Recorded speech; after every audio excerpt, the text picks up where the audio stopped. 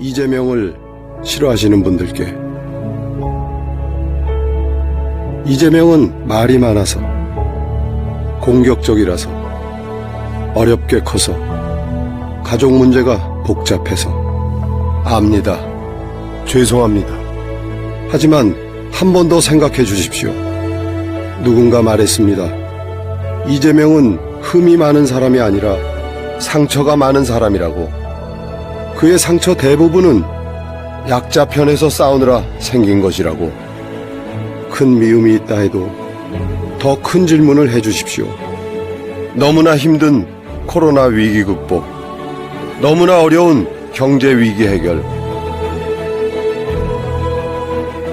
누가 더 잘해낼까? 유능한 경제 대통령, 기호 1번 이재명.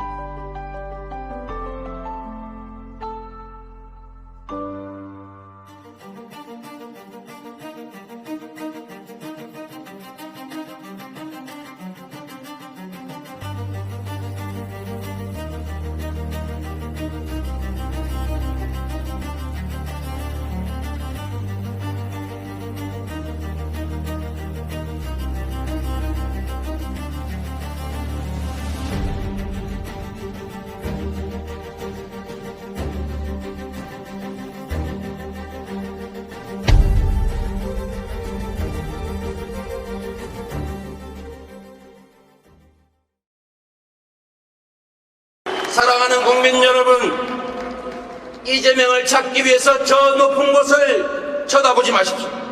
거기에는 이재명이 없습니다. 이재명은 바로 여러분들의 옆에 있기 때문입니다. 정치인은 높은 자리에서 국민을 지배하는 것이 아니라 그저 국민에게 고용되어서 국민이 맡긴 권한으로 국민을 위해 일할 의무를 가진 국민의 공복, 즉 모성일 뿐이기 때문입니다, 여러분.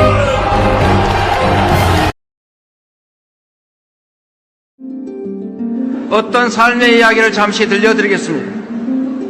경북 안동 산골짜기 화전민 아들로 태어나서 찢어지는 가난 때문에 13살 때부터 학교 대신 공장을 다녔던 빈민 소년 노동자가 있었습니다. 공장에서 이유 없는 상습적 폭행을 두려움으로 기다려야 했고, 물화복권 한 개 값에 불과한 일당을 3개월치 떼어먹히고 몇 날 며칠 밤을 서러워 울었습니다. 철야 근무를 끝내고 귀가할 때는 하루 종일 시장 화장실에서 일하시다가 밤늦게 귀가한 피곤한 몸으로 이 아들을 기다려주는 어머니 품에 안겨 한참 울기도 했습니다. 수도 없는 산재 사고로 후각을 상실하고 급기야 팔이 비틀어지는 장애인이 돼서 극단적 선택을 꿈꾸기도 했습니다. 그러나 그렇게는 끝낼 수 없었으므로 그저 살 길이라 믿고 공부를 시작했습니다.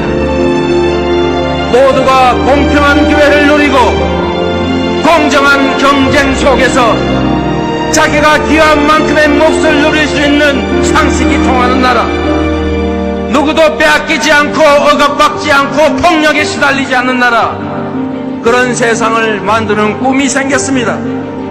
우리 정치는 민생 서민을 부르짖으면서도 강자의 행보를 방치하고 심지어 장막 뒤에서 강자와 결탁해서 약자들의 기회와 몫을 빼앗았습니다. 재벌 대기업에는 예산을 마구 퍼주면서 투자라고 주장합니다. 서민 복지 지출은 낭비라고 주장하면서 공짜니 포퓰리즘이 변명합니다. 경제 성장과 복지의 강화, 적폐의 청산과 공정한 사회는 같은 길에 다른 이름일 뿐입니다, 여러분.